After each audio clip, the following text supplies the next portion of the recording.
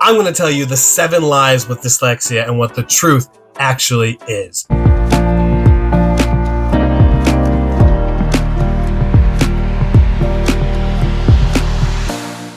For those who don't know me, I'm Coach Willie Blake. I'm a speaker, coach, and advocate for dyslexics. And I'm so excited in this video to be able to share with you an episode from my podcast, Light Beyond Limits, where we jump into the breakthroughs and stories in limitations that people have had in the lessons that they learned from it. We're going to jump into the 7 myths that people have learned with dyslexia and be able to share with you the truth of what it is and some tips and tricks to help you or the person you know with it be able to flip the script and own the life that you have. So let's go right into it. I don't know about you, but I cannot for the life of me remember all 7 of these myths. So I got my wonderful notes right here to be able to help me progress through these 7 myths as we go through them. So let's jump into the first one. Dyslexia is just about reading backwards. That's a complete myth because it is part of it for sure. But if you think about dyslexia breaks into, I can't remember if it's Greek or Latin. I want to say Latin, but dys meaning disadvantage, and then lexia, which is reading. Okay, my bad. Dys, which is difficult, and then lexia, which is reading. So it's difficult with reading, and that's where the root word comes from. And there's many other different things like dyscalculia with math, dysgraphia with writing. Like there's so many different things with them. When it comes down to it, it's not just about letters flipping around. It's about the way that our brain processes information. That's really what it comes down to. From how we see it, to how it gets interpreted into our mind, to how it gets spoken out of our mouths. It's different. And so everyone's saying that if you have dyslexia, you see it backwards. Potentially, the person can, but for the cases that I've seen, that's a complete myth. And that it's more likely that it's different variants of reading something differently, or maybe on the side of speaking and processing more than just flipping letters. The second one, as we get into these myths, people with dyslexia are less intelligent.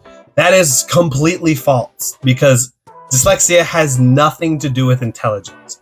Like I said in the first one, it's the processing ability that we have from how we take in information, how it goes through our system, and then how it gets shoot out into the world from the how we say the words that we do, right? See that pause right there? I had to think about it. Say the words that we do. And so it's not that we're not less intelligent. And in fact, a lot of us might be more intelligent. I don't know if it's scientifically proven, but I found that dyslexics might be more intelligent. It's just that these traditional ways that society and school has gone across of trying to fit this one form type thing just doesn't work for dyslexics. We're great with problem solving. We're great with being creative. We're great with out of the box thinking and perspective stuff. That doesn't sound like someone who doesn't have intelligence. So, complete myth. Number 3, dyslexia can be cured. I wish it could. Some days I wish that it could, but it can't. It's something that is within us. It's a part of us. If you think about it this way, that's like saying to an apple, become an orange. It just doesn't work because the way that it was genetically made and the way that it came out of the womb, it's different. And not different in a bad way, but just different in the unique way of, again, the way that we think about things. And so it can't be cured. It can't be cured. It's not something that can be cured, but you can do several things such as reading every single day, writing every single day, as well as doing a little bit of practice every single day to do your best to overcome it. And you can't really overcome it, but it's more like you can handle it a lot better. All right. Myth number 4. If you try harder, you won't be dyslexic. Nah, bro. It doesn't work that way. Because, again, dyslexia is a part of who we are. It's just how we process things. It's how we do stuff. It's how our mind works. And so it's not like if we try harder, we're just not dyslexic. Doesn't happen. It's not a curable thing. It's just what we have. However, like I said before, you can do things every single day to be able to lessen the impact that it has.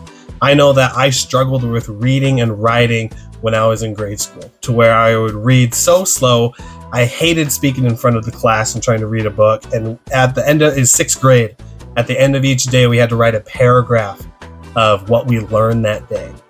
And I can tell you, every single day I was the last kid in there. But since then, I practiced everyday writing, and I practiced everyday reading, paper books, not just digital form, but paper books. And I've become a lot better with reading and writing, to the point to where I actually went from reading 1 to 12 all the way up to 50 books in a year. And I've become an author as well. So there's ways to go past it. There's ways to help so that it lessens the negative impact. But no, it's the harder you try doesn't mean you're not going to be dyslexic. That's completely. All right, number 5, dyslexia only affects school and reading. No, it affects more, because you think about it, it affects anything that we use our brain power for, which is literally everything. Time management, social skills, the way we organize things. It's the way that our brain works and how it processes the information. I keep saying it, processes the information. And so it's not just for school, which school has a lot of those different areas, and it's not just for reading, but it's with every single day life. And so thinking that it's only for school and reading, and that once you get out of high school and out of college, that your life's going to be pure bliss. I have thousands of adult dyslexics that can tell you different. But again, you can lessen the impact and be able to have hope for the future, because again, it's not just about school and reading. It's something that you can adapt into your life and actually make it your greatest advantage. All right, number 6. Spell check and technology make dyslexia irrelevant. No, it doesn't, because we also face challenges with memory type stuff. A lot of times when we're taking in information, the short-term memory, if it doesn't get in there quick or in a way in which we're able to take it in, then that gets affected as well. And so it's not just like spell check when it comes to writing things or technology that helps it out, which they can help, but it doesn't make dyslexia relevant, because it's the way that we think and it's the way that we input information. A great example with that is with memory. If you think about it, whenever, at least for me, when I go out and I network a lot and I go to these events and I meet a lot of people, and the first thing you got to know with people is their name. And I had the hardest time figuring out how to remember it until I remembered dyslexia was an advantage. And one of the greatest advantages of it is creativity and the way that we actually can 3D think.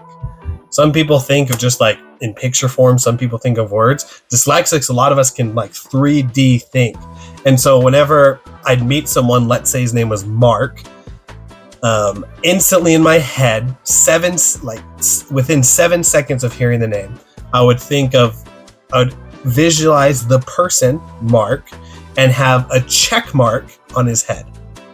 And so every time I see him, the visualization of him with a check mark on his head, I think, oh, his name is Mark, right?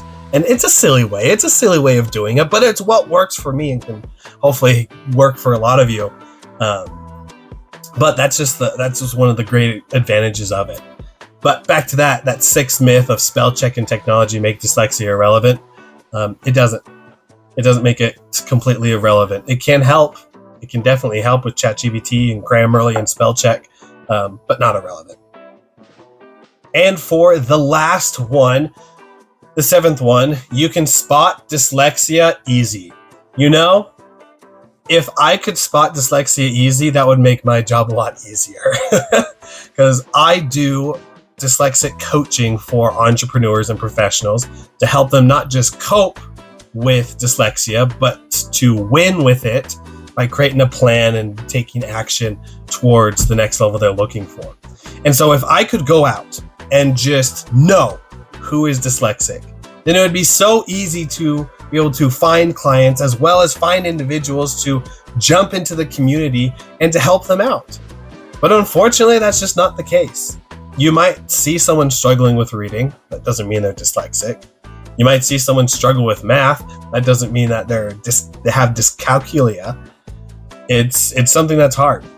And like, I'm focusing a lot on content because I need to reach a bunch of people, because it's kind of like that hidden thing that we don't really talk about. Not as extreme as like alcohol or miscarriages or things like that, but it's a taboo topic to where you might not know that your friend has dyslexia, but they might. And it's not because you haven't wanted to talk about it or anything. It's just not a topic you bring up, unless in like the short little joking tangent way of however the conversation goes, it just slips in there. Other than that, we just don't know.